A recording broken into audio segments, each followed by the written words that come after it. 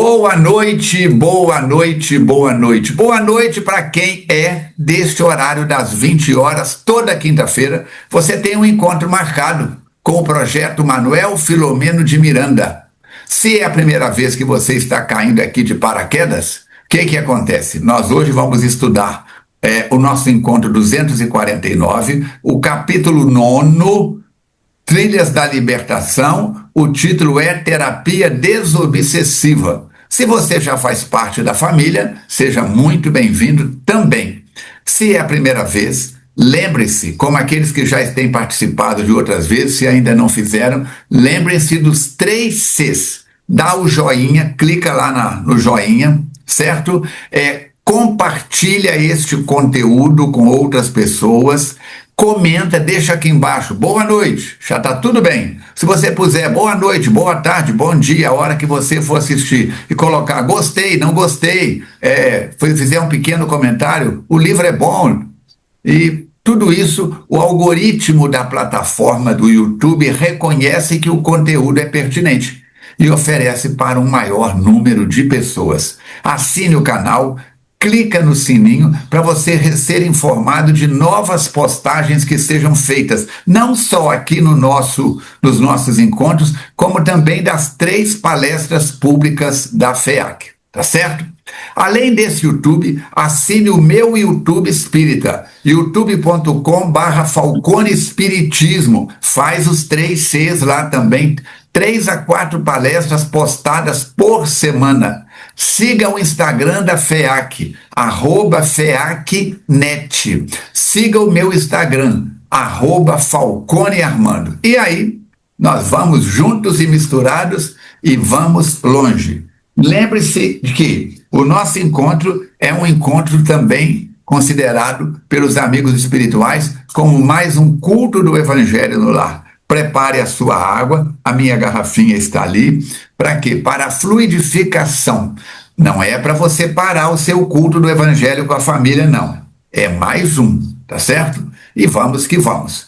Cristina, primeira vez que participa conosco, seja muito bem-vinda. Verônica já é prata da casa, já virou ouro, não é nem prata mais. Também seja muito bem-vinda e cada um de vocês receba o nosso abraço fraterno. Vamos pedir a Cristina, então, que faça as suas palavras iniciais e leia para nós a lição número 249 deste livreto extraordinário que é o Minutos de Sabedoria. Vamos lá. Gostaria de agradecer ao Falcone e à Verônica a oportunidade de estar com vocês e cumprimentar os internautas, os ouvintes. A lição do livro Minutos de Sabedoria é a lição 249. Não seja cruel.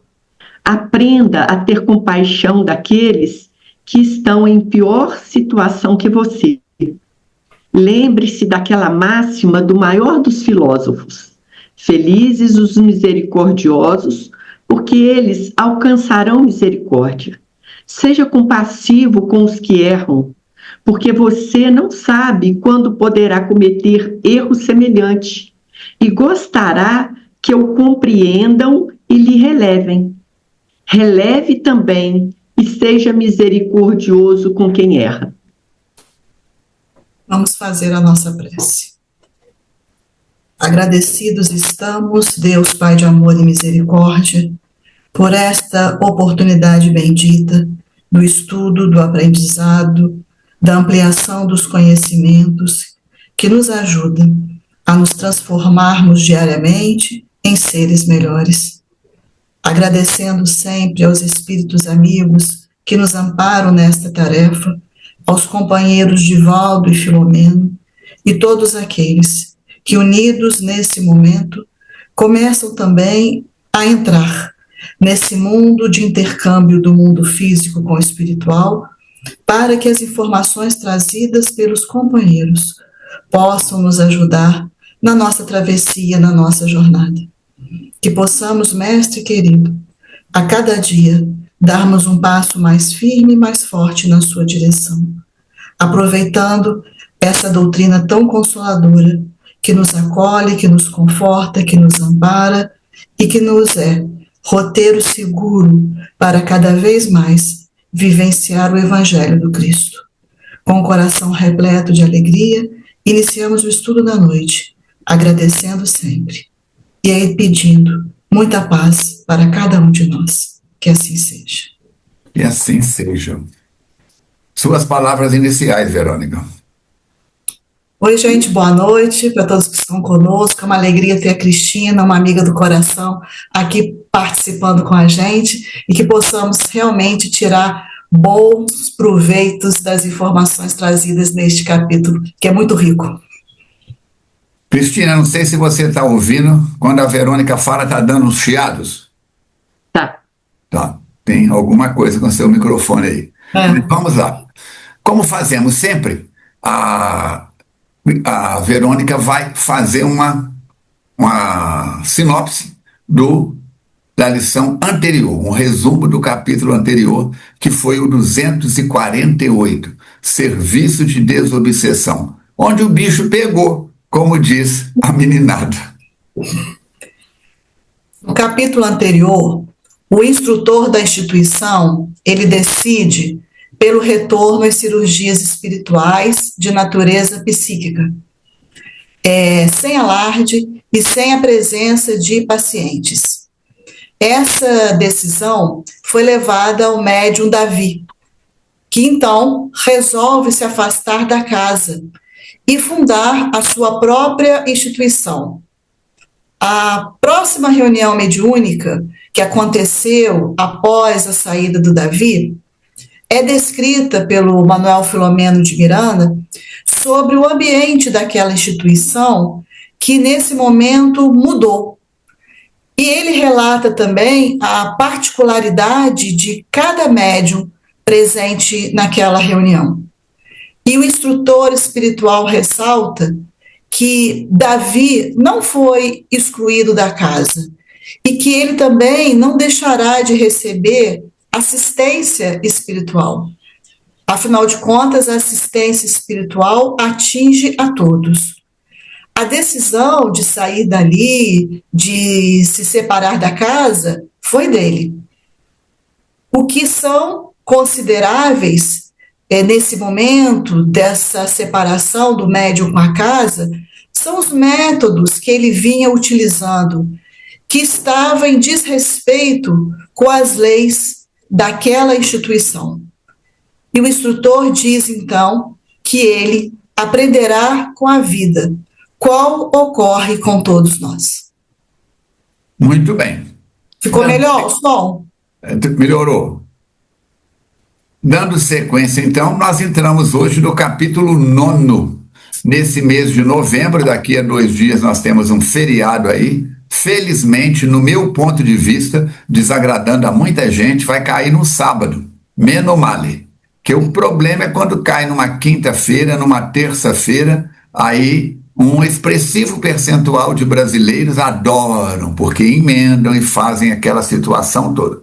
Para o comerciante, para o industrial, para o empresário que tem que pagar suas contas e essa carga de impostos do Brasil que atualmente, dizem os especialistas, eu não sei, eu não conheço de outros países, é a maior carga tributária do planeta.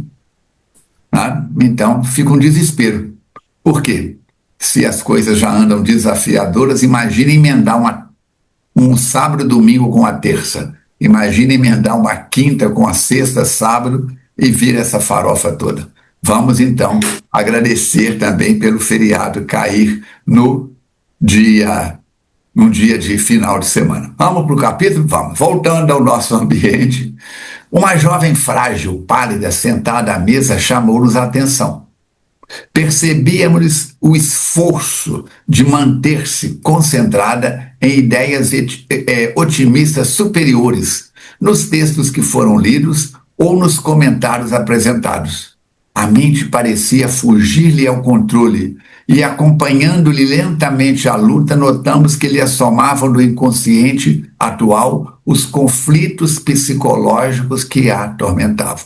Quer dizer, cada um de nós vivemos, como diz Emmanuel no livro A Caminho da Luz, e André Luiz nas suas obras, cada um de nós vivemos no universo mental que criamos e alimentamos. Deveria estar com mais ou menos 30 anos, e uma grande amargura se lhe desenhava na alma sensível. Repassava os seus sonhos e aspirações de menina moça, que lhe pareciam sempre malogrados, e guardava no íntimo uma grande mágoa pela solidão que experimentava. Ansiava por amar e ser amada. No entanto, sentia-se repelente, porque todos os rapazes que dela se aproximavam, após os primeiros contatos superficiais, afastavam-se rapidamente, deixando-a frustrada, decepcionada. Buscara o socorro do espiritismo, aconselhada por uma amiga, por sofrer terrível enxaqueca que a prostrava, especialmente no período que precedia ao fluxo catamenial, que é o período da menstruação. É a bendita da tensão pré-menstrual, TPM. Sentira-se bem. E estudando a doutrina, frequentando as reuniões, adquirira alguma consolação e crença. O número de pessoas hoje, queridos internautas, que está sofrendo por solidão afetiva é muito grande e cresce. Por quê? Nós vivemos hoje nos dias do ficar. E no ficar, ninguém é de ninguém. Ninguém tem compromisso com ninguém. Hoje eu fico com A, amanhã com B, depois com C, e não se criam laços, vínculos mais fortes. Dessa forma, tanto homens como mulheres, um número expressivo, têm tido medo de criar relações afetivas mais profundas, seja porque já passaram por decepções ou porque não querem realmente constituir compromissos mais expressivos. Depois de participar de um dos grupos de estudo, passou a tomar parte das tarefas de desobsessão, porquanto o senhor Almiro, tomando conhecimento dos sofrimentos, acreditou tratar-se de uma faculdade mediúnica conflitada, com dose de obsessão. Ela, porém, não tinha certeza disso. Desejava acreditar e libertar-se do problema, no entanto, titubeava na fé. Por 2 ou 3 vezes fora acometida de incorporação psicofônica. Todavia, porque ficasse consciente, temia que o fenômeno se apresentasse mais anímico do que mediúnico. Porquanto que acompanhávamos as reflexões íntimas, percebemos a presença de taciturno espírito, portador de uma face marcada de ódio que a inspirava negativamente. Ele exercia grande controle emocional e psíquico sobre ela. Observamos também que ele roubava energias do aparelho genésico, que se apresentava escuro, com manchas negras e obstruções vibratórias de vários dos seus órgãos. Ele parecia haver bloqueado, com a mente atormentada, os canais condutos internos, produzindo-lhe dificuldade orgânica e, possivelmente, as cefaleias no período pré-menstrual. Talvez isso lhe explicasse a palidez e debilidade. Quando, nesse trecho, é falado do senhor Almiro, o senhor Almiro, vamos lembrar aqui, é o esclarecedor encarnado. E o fenômeno, o fato dela ser uma médium consciente, gerava para Raulinda o quê? Essa insegurança e esse medo. Esse medo e essa insegurança gerava para ela uma brecha mental. Então, como que esse espírito acessava a Raulinda? Ele fazia isso através da sintonia, da vibração. Então, aí fica muito claro a necessidade da educação mediúnica e não do desenvolvimento mediúnico. A educação mediúnica, ela favorece que o médium se conheça, que o médium consiga desenvolver a capacidade de perceber o entorno dele, a influência dos espíritos que estão próximos, que todos nós temos espíritos ao nosso entorno. Então, para que ocorra esse controle emocional psíquico, por quê? Por que é preciso? Porque esse espírito roubava essa energia, esse espírito funcionava como um vampiro vibracional que drenava essas energias. E então, o que essa mensagem traz de legal para a gente? É o valor que ela teve em participar das reuniões espíritas, porque as reuniões funcionavam para ela como um ambiente que proporcionava a educação, e desenvolvia nela a sensibilidade dessa percepção, e também, ao mesmo tempo que ela ajudava no processo psicofônico, ela também recebia ajuda. E 2 livros que eu encontrei da codificação que falam muito nisso, é o capítulo 17 do Livro dos Médios, que fala da formação dos médios, e também a Gênese, o capítulo 14, que vai tratar sobre os fluidos, que é essa conexão perfeita. Recomendo dois outros livros também. Passes e Curas Espirituais, de Venefredo Toledo de Oliveira. Ele tem desenhos, é um livro que na minha juventude eu já consultei esse livro, e olha que isso já tem mais de uma semana, na minha mocidade. Venefredo Toledo de Oliveira, Passes e Curas Espirituais. Ele mostra o desalinhamento do lixo, do núcleo do perispírito, né, do alinhamento energético, e também o livro de André Luiz, O Terceiro Missionários da Luz, capítulo 19, Passe, onde ele fala, na hora que eles estão aplicando o passe, o André Luiz descreve tudo isso que o Manuel Filomeno de Miranda está falando aí. E aí, só completando o que a Cristina falou, bom ela estar ali, porque ela está sendo ajudada, está ajudando também no desenvolvimento da sua mediunidade, e esse espírito que está acompanhando ela também. Né? Como que essa ajuda é ampla, não é só para um, como é que um grupo todo se beneficia, as pessoas que estão ali trabalhando com ela mesma e os espíritos também. Então esse trabalho, esse intercâmbio mediúnico é uma via de mão dupla, né? Ajudando a ambos os lados da vida. Ele continua dizendo que acompanhamos o penoso processo de vingança que exercia aquele espírito contra a sua vítima, interpenetrando a sua mente na mente dela, e destilando a amargura e escarnecendo-a, ele passou a controlar-lhe o centro coronário, o cerebral e o cardíaco, quer dizer, ele tinha um controle muito grande sobre ela, produzindo-lhe sudorese abundante e colapso periférico, seguidos de alteração respiratória. Subitamente, comprimiu-lhe com força os ovários, como se desejasse estrangulá-los, e gargalhou estentórico. A paciente perdeu o controle e gritou, sendo logo dominada pelo sarcasmo que ele injetava na perseguição implacável.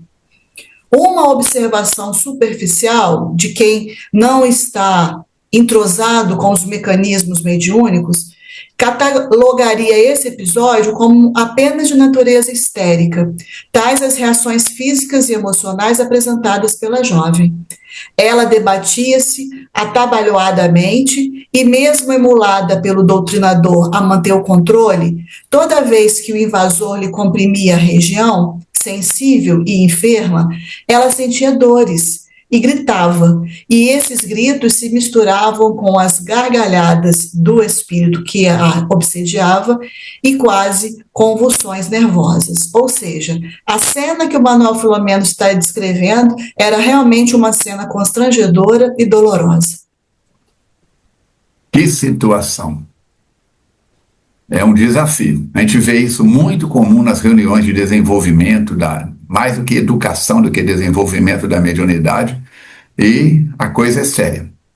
Pacientemente, o senhor Almírio começou a esclarecer o perseguidor invisível e consciente, advertindo quanto à responsabilidade que assumia com aquela atitude e as demais de vingador constante. A palavra calma do orientador mais o excitava a vingança, prosseguindo nas atitudes de desforços e maus tratos. Aplicando-lhe energias saudáveis na médium, e quando aplica na médium passa para o espírito que está ligado nela e vice-versa, fluidos dispersivos nos centros da fixação mediúnica, por entender que a terapia deveria ser de longo curso, o dirigente conseguia interromper a psicofonia atormentada, enquanto o irmão Vicente induzia psiquicamente o obsessor para o afastamento da vítima. Semi-desmaiada, fria, suarenta, ela retornava pouco e pouco à normalidade sob a ajuda bondosa do diretor, enquanto simultaneamente recebia forças que lhe eram aplicadas por especialistas da nossa esfera. Aí nós vamos lembrar lá do Laboratório do Mundo Invisível. Quem lembra em qual livro que está o Laboratório do Mundo Invisível? Coloca aqui embaixo para mim. Sabe qual que é, Verônica? Sabe qual que é, Cristiano? Onde é que está? Laboratório do Mundo Invisível. A região genésica, hein? No Livro dos Médiuns? Livro dos Médiuns. A região genésica muito afetada recebeu vibrações dispersivas para interceptar e destruir os bloqueios, ao tempo em que ondas vibratórias calmantes lhe eram ministradas na área cardíaca. O coração retomou o ritmo normal e ela recompôs-se cansada, mas por certa forma aliviada, porque se ela recebera a descarga energética do espírito, o espírito também absorvera dela os propósitos nobres nos quais ela estava imbuída. É mão dupla, como já as meninas já disseram aí. Antes de Jesus, mais de 680 anos, Buda dizia: quando eu ajudo o próximo, eu ajudo a mim. Quando eu ajudo a mim, eu ajudo o próximo. Então é mão dupla. Fazer o bem faz bem, diz Mateus. Faz bem para mim e para você também. Nós vamos ver então que o coração foi voltando, o centro cardíaco, o centro genésico, o centro cerebral foi serenando. Tchon, tchon, tchon, tchon, tchon, tchon, tchon, tchon. De imediato, começou a interrogar-se. Ela começou a perguntar se teria sido uma crise histérica ou anímica, né? Ou se era realmente um fenômeno mediúnico. E isso gerou para ela uma grande condição de descontrole, mostrando justamente que essa dúvida dela, esse receio dela, fazia com que ela vacilasse na fé dela. E isso, a gente sabe que essa fé vacilante diminui a defesa, né? E para a gente superar isso, precisa do autoconhecimento e da educação mediúnica, né? Aí o mentor falou assim: essa é a nossa irmã Raulinda. O doutor Carneiro, que era um preceptor espiritual. E ele falou que eles iriam estudar no momento próprio e mais acurado o problema que dizia respeito a ela. Por enquanto, basta nos considerar o seu conflito psicológico sobre a autenticidade do fenômeno mediúnico que ocorre por seu intermédio. Ela o aceita quando ela ocorre com outras pessoas. Todavia, quando é com ela, ela acha que é animismo. E aí ele comenta que o animismo é um assunto muito comentado quando as pessoas se referem às reuniões mediúnicas, de tal forma que, na maioria das vezes, ele é mais mencionado do que o próprio fenômeno mediúnico. E diversos aprendizes e estudiosos espíritas falam com tanta frequência do animismo que passam a ter uma intenção muito forte de prevenir o fenômeno mediúnico do animismo, né? E exige do fenômeno mediúnico provas que sejam de autenticidade muito robustas, né? Para colocar como barreira isso. E ele comenta como efeito desse exagero, bela aflorações mediúnicas em começo experimentam injustificáveis conflitos e passam a sofrer restrições, fazendo com que os iniciantes bloqueiam a possibilidade da manifestação espontânea. Aqui eu achei bem interessante, porque a gente precisa voltar a entender o fenômeno mediúnico como um fenômeno de comunicação. Se, por exemplo, a Verônica ou o Armando comentam alguma coisa comigo e eu tenho que passar esse comentário para frente, eu não vou usar as mesmas palavras, os mesmos gestos que eles usam, mas eu vou traduzir na minha forma de entender e de pensar isso. Esse é o processo mediúnico. Então, a dúvida e o medo provocaram na Raulinda muita desarmonia e também eles geram essa ênfase muito grande para o animismo, né? Ela não tem muita razão de ser, porque como a pessoa está começando no processo de desenvolvimento, é preciso que ela exercite. É como uma criança que às vezes cai, levanta, ela precisa entender o que é dela e o que é sugerido no processo do autoconhecimento, quando ela conhece as suas reações, os seus comportamentos, os seus padrões vibracionais, né? Então, esses conflitos na fase inicial, eles geram o quê? Restrições e bloqueios que justificam o título que foi dito dela ter uma mediunidade conflituosa, né? Por isso que é importante, antes da prática mediúnica, o conhecimento teórico, para saber desse processo, para poder entender que no início esse animismo aflora e que com o passar do tempo isso vai se diminuindo, vai se tendo controle dessa situação. Aqueles que adentram uma reunião mediúnica sem essa base teórica passam por situações semelhantes a ela, de muitos conflitos e até mesmo de desistência, por achar que esse fenômeno anímico está falando mais alto do que o mediúnico, então eu não sou médium, vou parar por aqui. Por isso que é muito importante o embasamento teórico, o conhecimento do mecanismo, antes de adentrar na prática, para poder ver essas nuances, né, e conseguir lidar com elas também. Em todas as áreas do comportamento humano, o excesso é sempre prejudicial. Muita exigência produz parcos resultados. Certamente que não estimulamos a liberação dos conteúdos do inconsciente a pretexto de mediunidade. Porém, não estamos de acordo com as atitudes de castração do animismo, por cuja liberação também podemos alcançar o medianismo, que foi isso que a gente estava comentando agora. É um processo que faz parte do início do extravasar a faculdade mediúnica. Calando-se por um pouco, depois ele continuou. No episódio da nossa Raulinda, as expressões anímicas da sua comunicação foram estimuladas pelo adversário desencarnado, que a utiliza mediunicamente. Assim, temos aqui um fenômeno duplo, animismo e mediunismo, com prevalência e direcionamento do último, que é o mediunismo, sobre o primeiro, que é o animismo. É o que lhe ocorre praticamente no dia a dia da atual existência, em que o perseguidor, afligindo-a, deprime-a, desarticulando-lhe os centros do equilíbrio, fazendo-a passar por portadora de histeria, a um passo de transtorno psicótico, maníaco, depressivo, a caminho da autodestruição. Quando o Manuel Filomeno de Miranda, junto com o Divaldo, publica esse livro, esse termo transtorno psicótico maníaco-depressivo era mais utilizado. Hoje em dia já se usa por transtorno bipolar, né? De bom alvitre, portanto, que no início dos fenômenos de educação da mediunidade, os candidatos se precatem das ocorrências anímicas, não, porém, evitando as do intercâmbio espiritual, ou seja, enfrentar esse processo anímico, porque aos poucos ele vai diminuir, não, ele não vai desaparecer, porque é o que a Cristina falou, o médium coloca o seu colorido, o seu tom ali, mas ele vai diminuindo e o mediunismo vai aflorar cada vez mais. É isso mesmo. Aí a Verônica já está na reunião mediúnica conosco já há mais de 20 anos, né, Verônica? Uhum. A Cristina está nas reuniões mediúnicas da FEAC há bem menos tempo.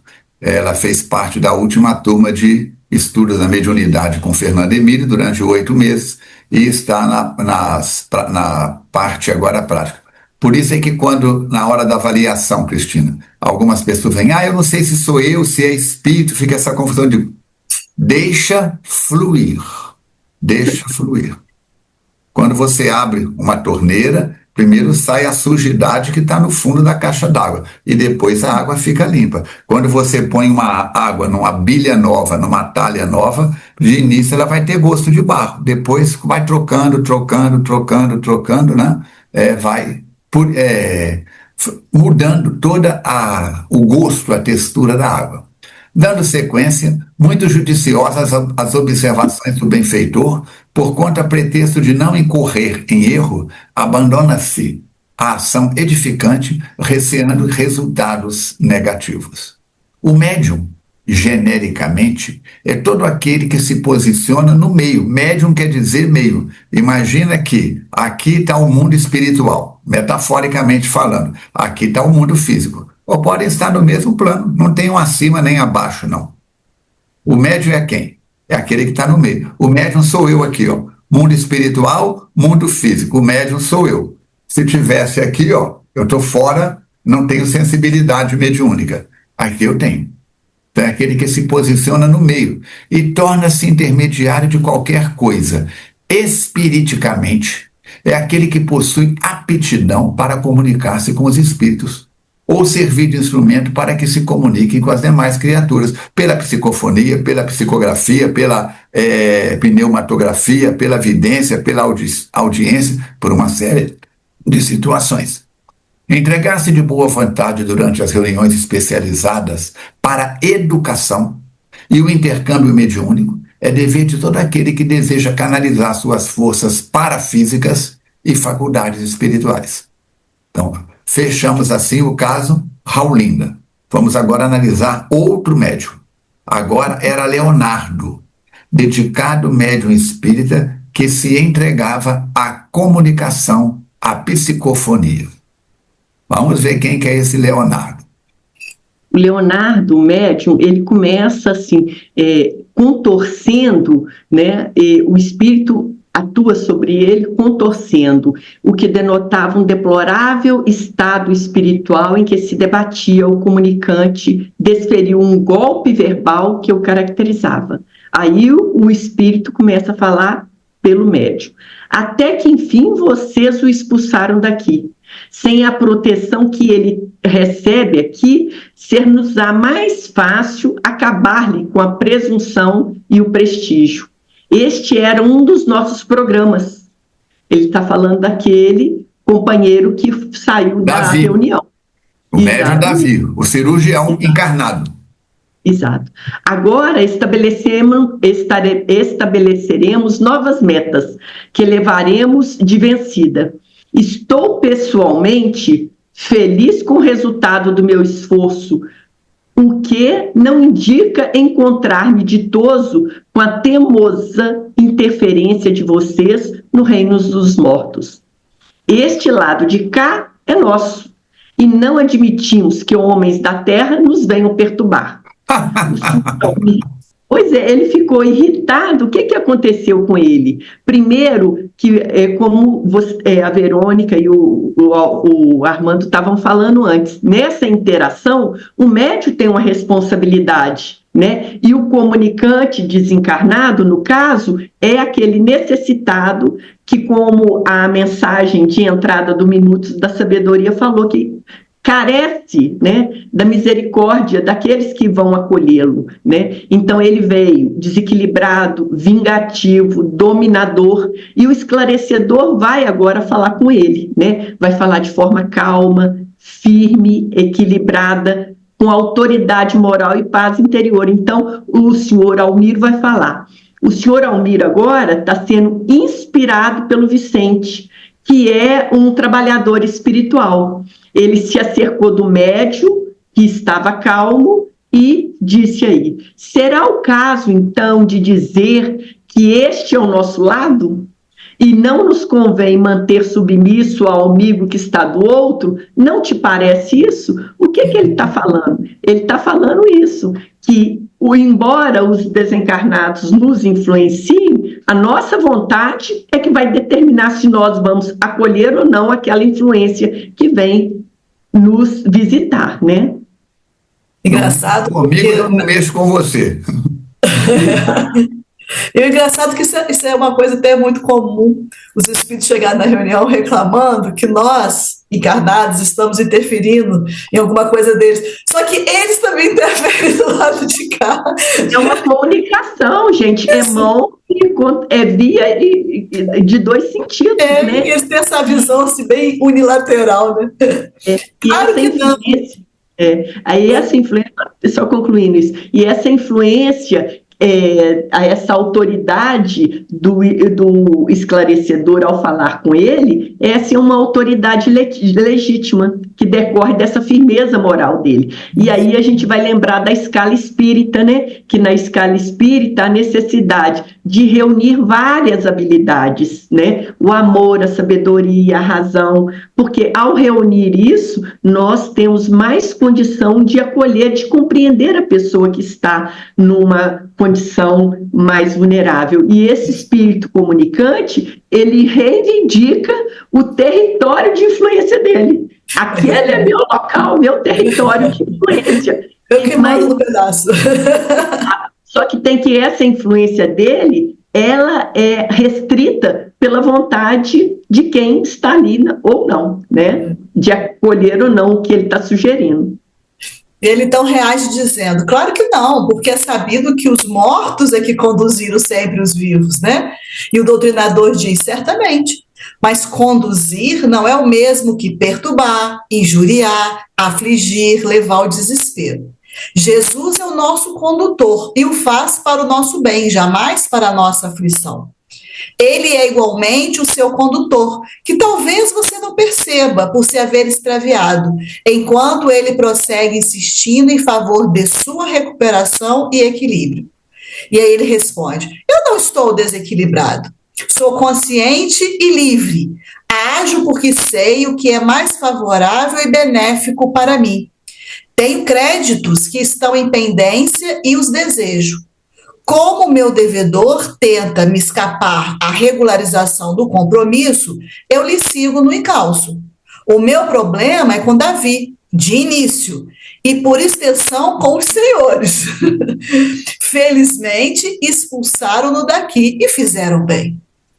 Meu amigo, você está equivocado, falou o doutrinador. Ninguém expulsa ninguém da casa do Senhor. Sucede que ela, a casa, tem regulamentos de amor, e quem se nega atenção aos deveres exclui-se por sua própria vontade. O nosso irmão Davi está momentaneamente enfermo. Qual acontece com você? Cada qual sofrendo uma enfermidade própria. No entanto, encontra-se presente no carinho das nossas preces e vibrações de saúde moral. Qual ocorrerá com você a partir desse momento? Assim, não o expulsaríamos do hospital, onde encontrava apoio e tratamento. Isso são sofismas.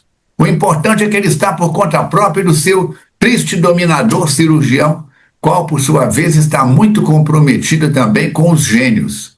É a primeira vez neste livro que aparece essa palavra, os gênios. Pega o seu lápis aí e faz uma elipse em volta dele. Quando estes, os gênios, resolverem alcançá-lo, ele retornará à cela de onde foi libertado.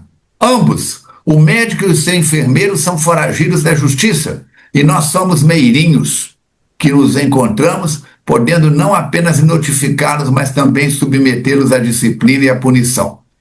Aqui na nossa lei tem o oficial de justiça, que vai até a casa da pessoa entregando um mandato, uma convocação para vir, mas ele não tem autoridade sobre a pessoa.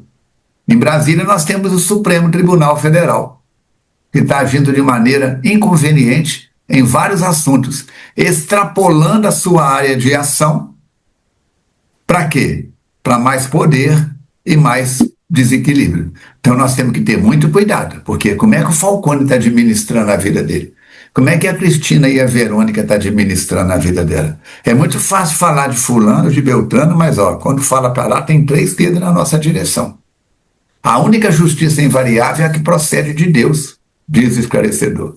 Essa a qual o amigo se refere é da iniquidade, da vingança e da loucura, que colhe nas suas malhas todo aquele que se desrespeitou e assumiu de delitos perante a consciência. Ela anuncia, ela funciona porque os homens lamentavelmente optamos pela subidionez, como efeito do primarismo, no qual nos demoramos anos-luz. Nos demoramos. Luz, porém, já o momento para despertar. Para o despertar. E a consciente submissão aos estatutos do amor, que educam, aprimoram e planificam. Deste modo mesmo, os gênios das trevas, agora já começa a clarear, que se acreditam senhores do terror, serão alcançados pelas vibrações da misericórdia do Pai e sairão da infinita desdita que se entregam para a dignificação interior, que os levará à paz que lhes falta, à felicidade que atiraram fora e ao bem que esqueceram. Isso, porém, não é importante agora. Você, sim, é um investimento da vida neste momento. Quer dizer, deixa o mundo para lá, vamos tratar de você. Doente aqui na maca agora é você. Você é o investimento da vida neste momento. Desperte e lute contra as paixões que o envilecem. Torne-se forte, porém contra as suas debilidades morais. Faça-se senhor da própria vontade e não permaneça marionete movido por outras mãos ou perseguidor submetido a outros inditosos verdugos. É Jesus lá no Evangelho: desperta, ó tu que dormes. Como se atreve, interrompeu com gesto e voz bruscos, a dizer-me tais mentiras e barbaridades? Quando o Almiro ouve essas palavras desse espírito que estava comunicando, o Almiro responde a ele, que ele mesmo que estava falando sobre isso, que quem estava dizendo que aquele assunto dizia respeito a ele era a consciência dele, que a palavra do Almiro situava os conflitos dele e as necessidades imediatas, traduziam os conflitos e as necessidades imediatas. Daí Almiro fala: desperte, pois, e viva, reconsidere as atitudes e as ocorrências. Será que perseguindo você vai se recuperar do que você perdeu? É claro que não, diz ele, porém eu usufruirei do prazer de haver me vingado. E aí Almiro rebate, fala: não seria melhor de ser justiçado? Porque aí ele começa a trazer a diferença entre justiça e liberdade. Aí ele vai falar: pois que a vingança gera futuros desforços na vítima atual. Quer dizer, se você se vingar, você gera consequências para você dessa vingança. E ele continua: e quando esta roda de insensatez vai deixar de girar?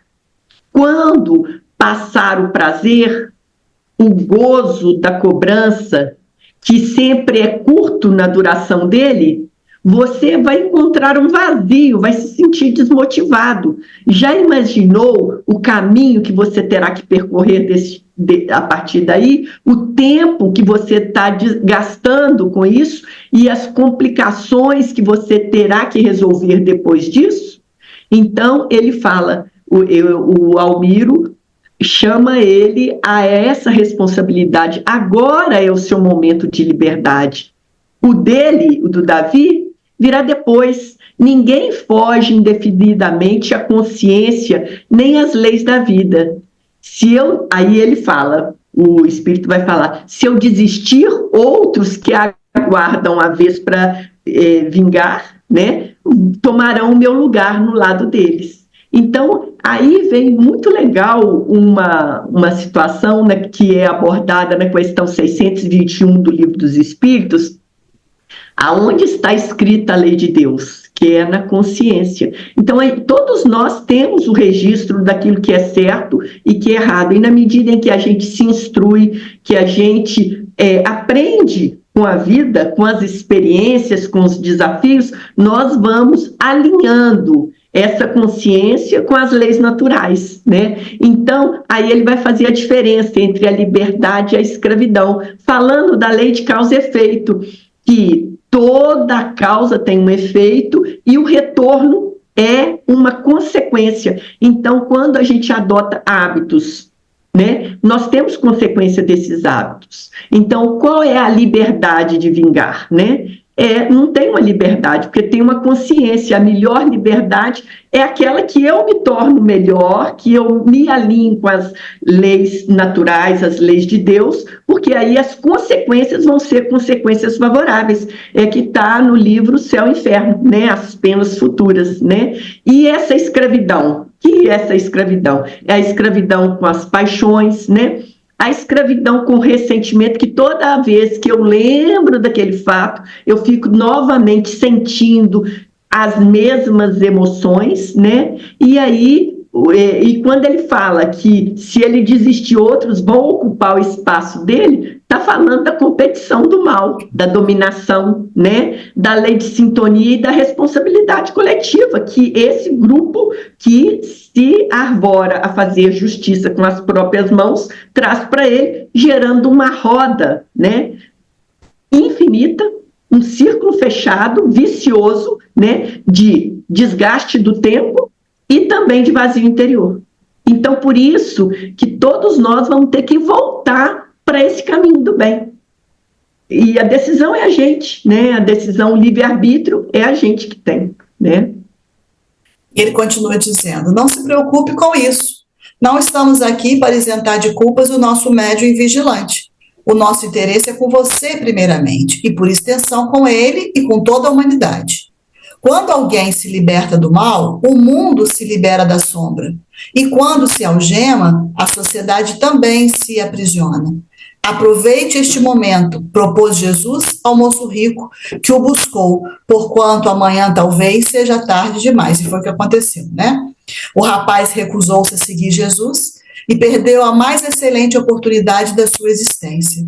Sequer lhe pedimos que perdoe o seu devedor, apenas desejamos que desperte para a própria felicidade, e o perdão virá depois. Havia muita ternura e um interesse honesto na transformação daquele espírito que foi envolvido pelas ondas de simpatia e de bondade dos irmãos Almiro e Vicente, e com isso ele foi se deixando anestesiar.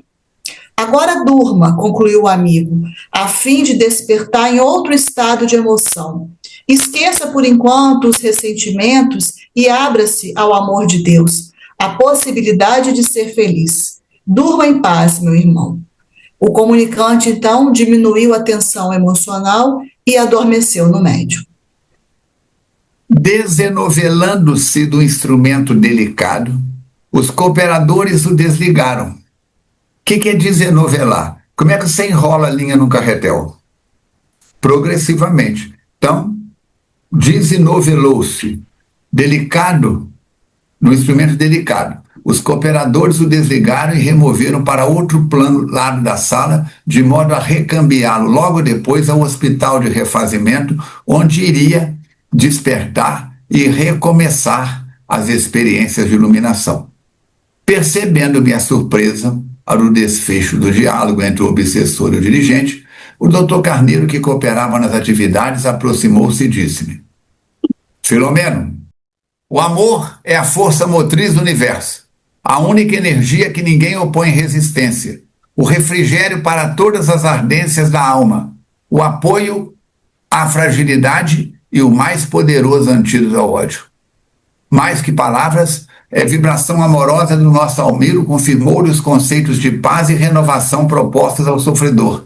A lógica e a razão constituem pilotis para o discernimento, mas é o amor que luz soberano, conferindo-lhe segurança e harmonia a quem vai dirigido.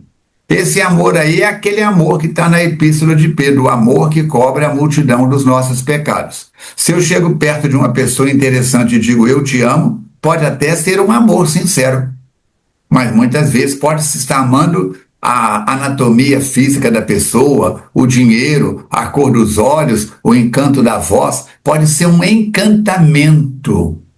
Apaixonado é paixão. E uma paixão, diz em os estudos didáticos, que não passa de 18 meses no máximo. A maioria com 6 meses acaba. Os que sobrevivem dificilmente passam dos 12. Dos 18, roda. Se não entrar o amor, o respeito ao próprio corpo, ao corpo alheio, o respeito à própria personalidade, à personalidade do outro, desmorona.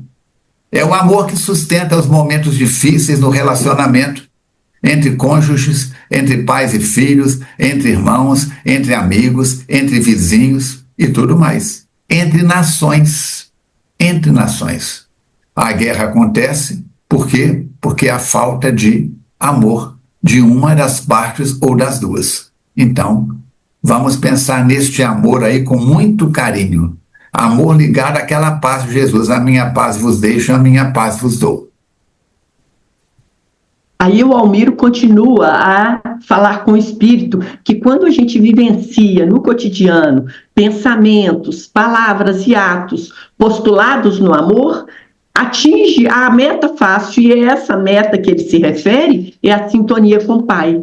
E ele fala também que então é necessário, até este momento, é necessário lapidemos os sentimentos, corrijamos a mente, direcionemos a vontade no rumo do bem, para que a gente tenha duas coisas: a harmonia, que não vai se perturbar, e o conhecimento, que vai ajudar a explicar situações e discernir, né? Aí, o que acontece? Surge a terceira comunicação, né?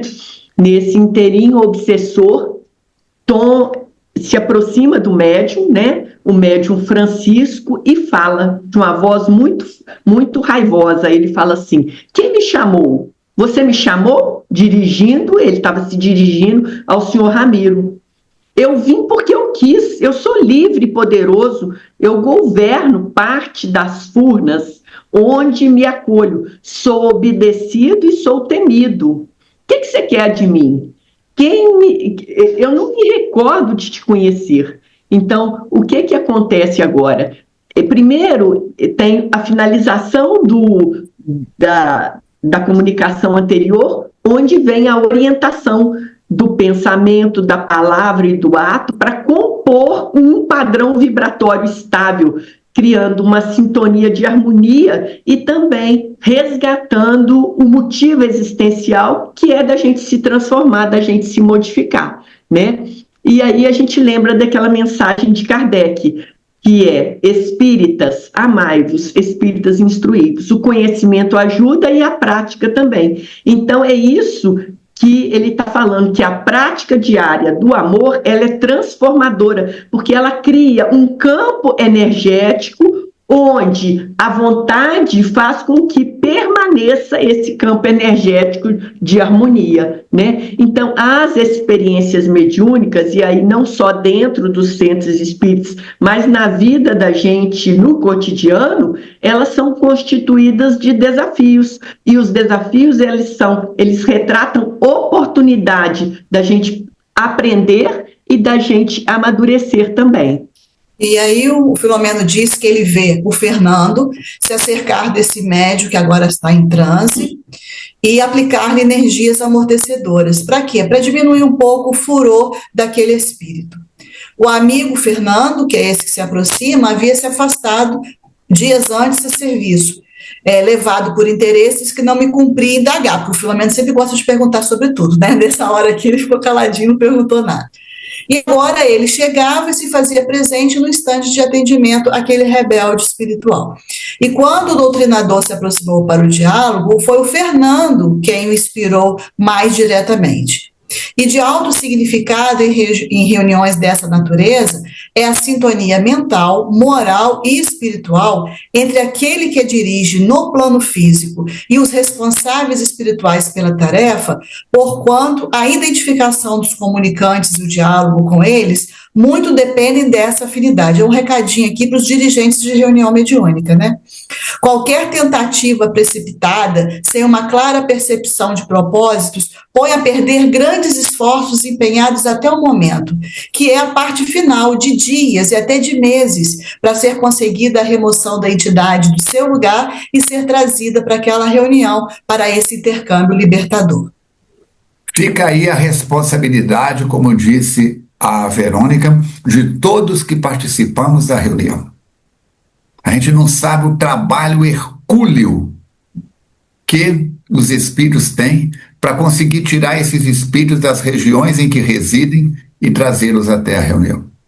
Então precisamos de uma orquestra afinada de uma equipe ajustada, de um time sincronizado de pensamentos, emoções e propósitos.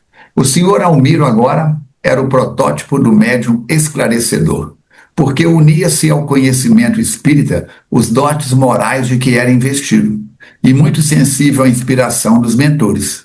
Com estes requisitos, a sua palavra se impregnava de força esclarecedora, capaz de conquistar os oponentes naturais com as quais trabalhava.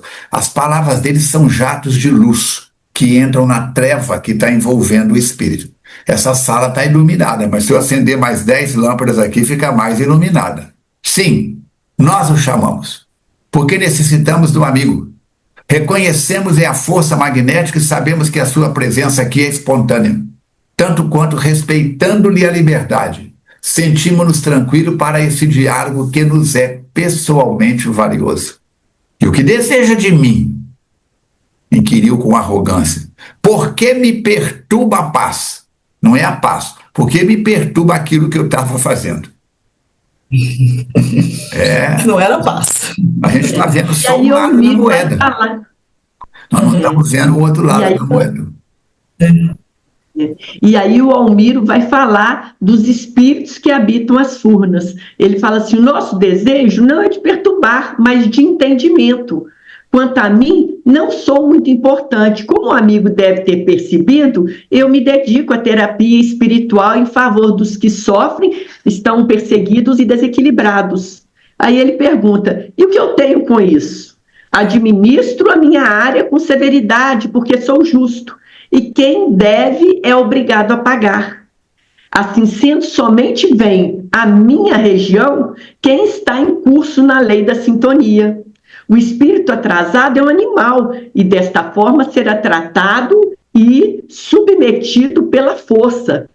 O que eu disponho em quantidade é a força e que eu coloco essa força a serviço do meu poder.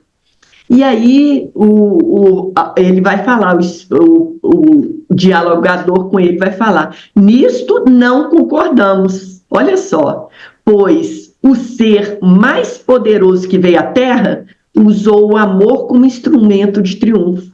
Todos os que se utilizaram da força tornaram-se vítimas de si mesmos e da própria impulsividade. Certamente, até hoje, padecendo os efeitos das suas arbitrariedades em regiões punitivas, onde não há luz, a esperança, nem vigora a paz. Aí ele falou, você está enganado, né? Ele falou isso com muita violência e agitando o médium também. Fui poderoso no mundo e quando perdi o corpo, graças à minha tenacidade, eu fui convidado a administrar as furnas. Então a gente vê aqui o diálogo da luz com o diálogo com a sombra, com a treva, né? E quando o orientador fala, ele fala esclarecendo, elucidando, né? Então, a conduta dele era do espírito de justiceiro e o outro é a fala daquele que acolhe, né? Do amor, que é a ferramenta de evolução e de pacificação, né? E ele continua dizendo, o amigo foi convidado ou arrastado pela lei de sintonia para usar o seu próprio pensamento? Não admito contestações à minha palavra, revidou espumejante.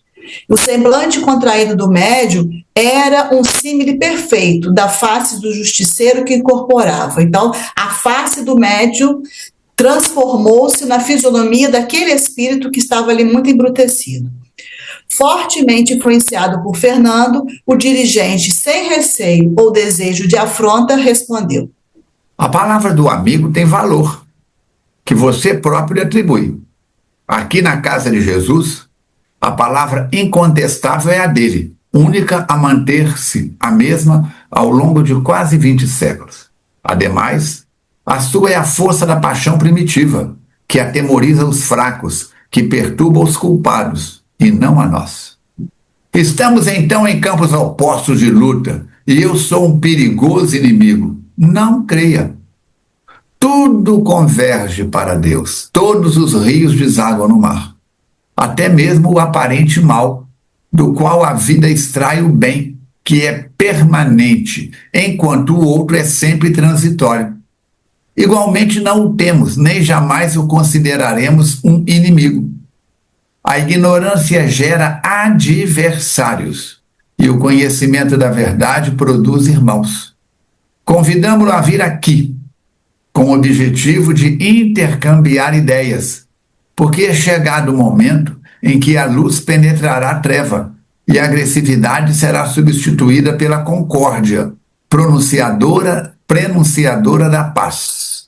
Entidades que se santificaram no amor descem até as furnas mais escuras para dali retirarem as vítimas de si mesmas, que momentaneamente permanecem sob o cativeiro de outros, também desditosas. Nós vimos isso no livro anterior, Tormentos da Obsessão, quando a rainha de Portugal, Isabel, desce com os espíritos às regiões, com Eurípides Barçanufo, para retirar espíritos destas furnas. Não é o caso que nos põe frente a frente, é Cristo. Amor que nos reúne, convocando-nos para retornar ao seu redil. O que é redil? O curral, a proteção onde o rebanho dorme à noite. Jamais, jamais somos inimigos. O seu é o reino da mentira do qual me divorciei. Estou vinculado ao império da força, onde os gênios da guerra comandam os destinos. Vemos isso entre amigos nossos, nas nossas famílias, simplesmente porque pensam politicamente de uma maneira diferente da nossa, porque estão a serviço de outro candidato, tornam-se inimigos nossos. Não importa se você torce por fulano ou por Beltrano. Se você não torcer para o time deles, se você não torcer para o candidato deles, você é persona não grata. É o fanatismo. E aí ele vai falar, ele faz 3 comparações. Ele fala assim: como pode, meu amigo, a sombra impossibilitar a claridade estrelar? A necessidade eliminar a fartura? A fraude empanar a verdade? O crime ocultar a honradez? O desvario desmerecer o equilíbrio? Aí ele vai falar do herói de guerra, que o herói de guerra que carrega muitas vidas sobre a sua responsabilidade, quando ele agiu em desatino e crueldade, ele se torna devedor em relação à humanidade, mesmo que as lutas não pudessem ter sido evitadas. Aí ele vai falar, deste modo, os gênios, que aí ele vai referir a esses espíritos inferiores, nem perfeitos, os quais o amigo se refere, ele vai definir quem são eles. São os impiedosos comandantes bárbaros de ontem, que dizimaram cidades e povoados inteiros na loucura desmedida que os governava. Sabemos que eles permanecem nas regiões de degredo do planeta. Aí estão retidos pela sabedoria soberana vontade, quer dizer, porque Deus permite, de modo a permitirem o progresso das criaturas em cujo círculo social não dispõe de meios para renascer. Ainda asselvajados, se reencarnassem nesse período, conturbariam a sociedade e traria de volta as paixões desvairadas que ateiam fogo à desgraça. Sem dúvida, periodicamente, alguns grupos desta ordem mergulham no corpo, reencarnam, para despertar pela dor os que fogem do amor. E antes do medo que aterroriza, volverem-se para o bem. Aí ele fala, igualmente os menos virulentos assomam corpos jovens e formam bandos aventureiros daqueles que não têm destino, nômades, de a pátria que as drogas consomem, as músicas alucinadas estimulam, tresvariam o sexo desvairado, quando não tombam nos crimes traumatizadores.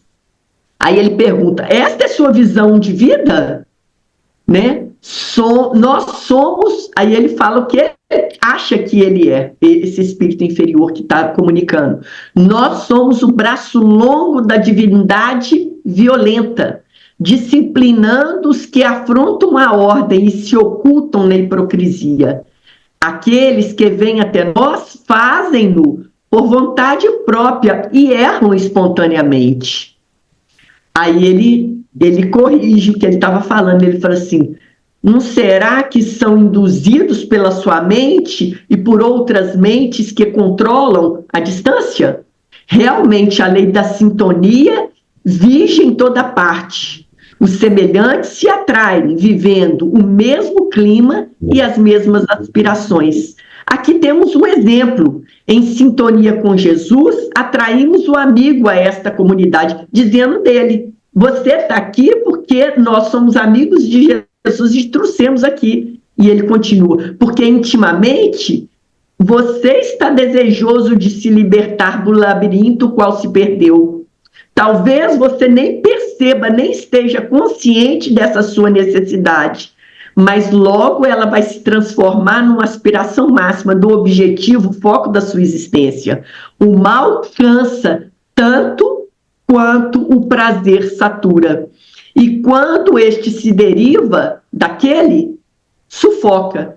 Aí ele vai falar: somos criados por amor, para direcionados para a grande luz. A treva é a exteriorização do que ainda nós somos, e o sofrimento é a terapia que restaura. Ninguém, porém, está condenado para sempre. Por isso, nos reinos maléficos, quer dizer, nas furnas, né, começam a se desmoronar. O fototropismo do bem vence para toda a treva e tudo conduz na sua direção. É inevitável, pensa nisso. Queixar-me-ei aos meus superiores. Aí ele se revolta, ele fala assim: vou me queixar para os meus superiores, né? Não acho que eu sou submisso. Nós vamos voltar e nós vamos voltar para te enfrentar. Você não perde por esperar. Cuide-se, portanto, nossos vigilantes o seguirão. Né? Ele ameaça.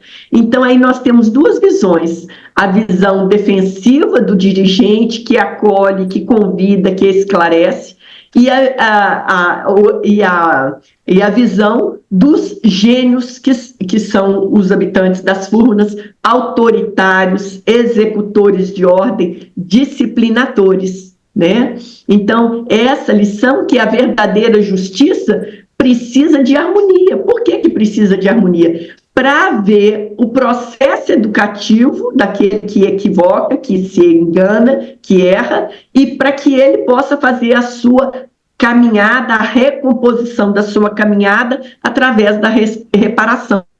Porque é só o amor, como diz, né, que transforma, enquanto a força, o que a força faz? Ela isola e cria uma cadeia que é de dor. E quando ele diz isso, né, que os vigilantes seguirão eles, o esclarecedor então diz: isso vai ser muito bom, porque iremos juntos na direção de Jesus Cristo. Esta casa está às suas ordens e todos aqueles que estejam cansados e necessitados de recomposição. Deus o abençoe, meu irmão. Uma aula, esse capítulo de esclarecimento, né? Vimos a entidade contorcer-se no médio, embora sobre a ação fluídica benéfica do nosso Fernando, desligando-se com certa violência, o que provocou alguns espasmos nervosos no instrumento humano, que é o médio, com sensações penosas. O Filomeno diz que ele notou a satisfação íntima que transparecia no rosto do companheiro que viera conosco e trabalhara no sentido de acalmar o verdugo, que é o Fernando, que estava afastado, que volta ali, né? Ele estava satisfeito com o trabalho ali desenvolvido. Outras comunicações tiveram lugar, não ultrapassando um total de 12, quando soou a hora de encerrar os trabalhos, 80 minutos depois de iniciados. Assistas do grupo aplicaram energias nos médiuns e demais participantes, após as palavras e considerações finais do irmão Vicente, por intermédio de Dona Armênia. Consentida a oração de graças, havendo antes pedido por todos e realizado vibrações intercessórias, o senhor Armiro concluiu a sessão encerrando-a. Distribuída a água magnetizada pelo mentor aos membros da atividade, passaram a outra sala onde se detiveram por alguns minutos em agradável convivência e comentários edificantes sobre as ocorrências da reunião, seguindo logo depois aos seus respectivos lares. Nós outros permanecemos no recinto, participando das atividades complementares e pertinentes aos desencarnados, que são aquelas atividades que vão continuar nas reuniões da madrugada, sejam reuniões abertas ao público em geral, encarnado e desencarnado, como também reuniões mediúnicas que acontecem em muitas instituições. Fechamos aí, então, o capítulo da noite, né? Que é o capítulo extraordinário da terapia desobsessiva, e para quem nunca participou de uma reunião mediúnica, pôde aí ter uma ligeira impressão do que acontece, entre aspas, naquelas reuniões que, como uma sala cirúrgica que não é aberta ao público, um centro espírita que respeite as orientações de Jesus e de Kardec, a reunião é feita em particular. Na próxima quinta-feira, a Verônica vai fazer uma sinopse desse capítulo, e a recomendação é que você leia ele pelo menos 3 vezes e leia também o próximo capítulo, capítulo 10º, qual que é, Verônica? Os Gênios das Trevas. Agora nós vamos entrar nas furnas, queridos. Tem esse negócio? Tem esse negócio. Nós sabemos que na dimensão física tem lugares que são verdadeiros inferninhos, como se diz popularmente. No mundo espiritual também. Não é isso? Muito bem. Vamos então para as nossas, preparando para o final, e vamos buscar a contribuição do poeta anônimo para este capítulo, que é Terapia Desobsessiva. Diz ao colaborador: na mesa, a jovem sofria, entre a dor e o desalento, mas uma prece singela fez luz, novo alento. A mente em sombra envolvida pedia amparo e guarida, e o Espiritismo trazia remédio para a sua vida. O amor que o guia ensina é a força que acalma e cura. Mesmo o espírito em treva cede à luz que o amor segura. O doutrinador paciente, com voz firme e coração, transformava ódio em prece e vingança em compaixão. Raulinda, frágil menina, buscava entender sua dor. Descobriu que o dom que tinha era a ponte para o amor. Nas lides da desobsessão, há lutas, lágrimas e calma, mas quem serve com pureza ilumina a própria alma. Não é força que liberta, nem a voz que repreende, é o amor que, sem alarde, cura o espírito e o entende.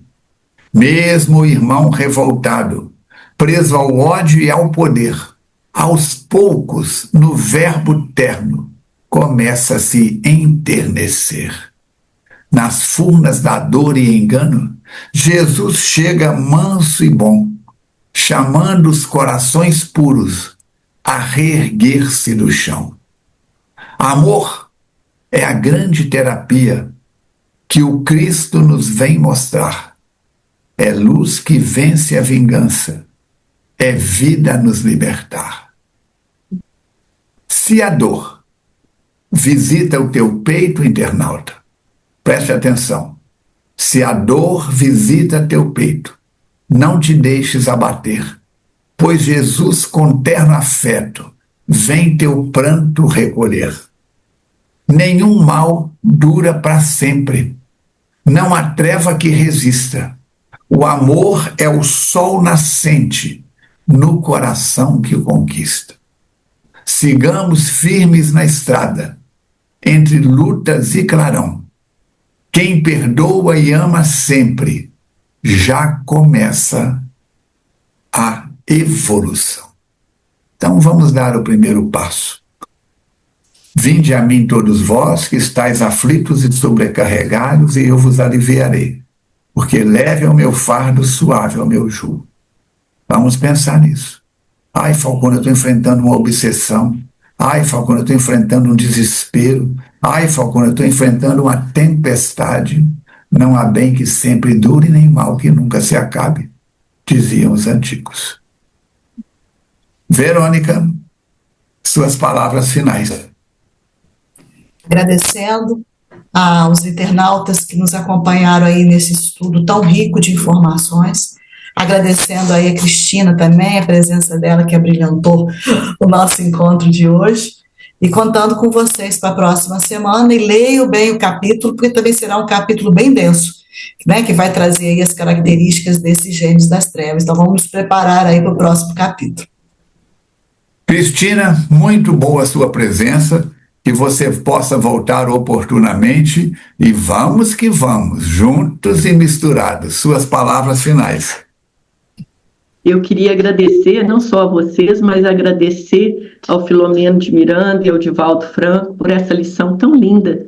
3 comunicações diferentes que trazem ensinamento, assim, todas 3 muito apropriadas a todos nós, e queria sugerir aos internautas, leiam de novo, porque é muito grandiosa essa lição, muito bonita. O nosso agradecimento a você, internauta, que é a pessoa mais importante desse projeto. Se gostou, se achou pertinente, deixa o seu comentário aqui embaixo, dá o joinha, curte, compartilha, comenta, ajude-nos a chegar até os seus amigos, os seus conhecidos que se interessam pela doutrina espírita, aqueles que você sabe que estão enfrentando tempestades emocionais, espirituais, psíquicas, pessoais, para que a luz do Cristo possa cada vez mais atingir corações. É muito importante. Se não assinou, assine o canal, clica no sininho, assine também o meu YouTube Espírita, youtube.com/Falcone Espiritismo, e faz o CCC, curte, compartilha, comenta, não só os da FEAC, mas qualquer trabalho espírita que você vê que merece atenção. Vamos trabalhar e divulgar. A maior caridade que nós podemos fazer pela doutrina espírita é divulgar pelo nosso comportamento e divulgar também pelos nossos meios de comunicação. Siga o Instagram da FEAC, @FEACnet. Siga o Instagram meu pessoal, @Falcone Armando. Assista o nosso programa todas as quartas-feiras na Rádio 93 FM. Posso divulgar no Movimento Espírita, porque é um trabalho voluntário, social, onde eu falo de saúde, e vamos para a frente e para o alto. Falcone, como é que eu assisto o programa de rádio? Se você é de Juiz de Fora, diretamente sintonizando com a rádio. Ou então no meu Instagram, passa ao vivo e depois é fracionado em pequenos pedaços. Nosso agradecimento a Jussara, ao Chaves, que nos bastidores fazem toda a estruturação do programa. Nosso agradecimento ao Paulão, que passou aqui no princípio do programa ajustando os equipamentos da Cristina, e a toda a equipe da FEAC que nos sustenta com as suas orações, com as suas vibrações. E lembra, nós estamos em campanha de Natal. Se você puder contribuir com cestas básicas ou valores de cestas básicas para que possamos juntar recursos e colocar nas nossas doações, isso será muito importante. Vamos encerrar então dizendo: amigo e mestre Jesus, que a sua paz envolva o nosso Divaldo, o nosso Manuel Filomeno de Miranda, a Mansão do Caminho, envolvendo também a nossa FEAC e a todos os 13.100 espíritas que a estatística mostra que existem por este mundo afora. Abençoando todas as religiões, todos os líderes religiosos, filosóficos, cientistas, para que possam cumprir a missão que lhes foi confiada aqui na Terra. E aqueles que estamos compromissados com a mediunidade, que possamos perseverar, como dizia Emmanuel a Chico Xavier, com disciplina, disciplina e disciplina. Abençoe o lar de cada internauta, abençoe a todos os lares do planeta Terra e mantenha-nos na sua paz. Que assim seja. Meninas, encerramos mais uma etapa nossa. Semana que vem tem o 250. 250. Ó, 50, 50, 50, 50 e mais 50. Só chegamos aqui graças às suas vibrações. Oremos uns pelos outros. Sua água está fluidificada e vamos que vamos. Vem para a FEAC, que aqui é bom. Se você é de outra instituição, é de outra cidade, vai para a sua instituição, que lá também é bom. Onde se reúnam 2 ou mais pessoas para a prática do bem, eu estarei entre elas. Promessa de Jesus. Obrigado, Verônica, obrigado, Cristina, obrigado a tudo e a todos. Até o nosso próximo encontro, se Deus quiser e Ele quer.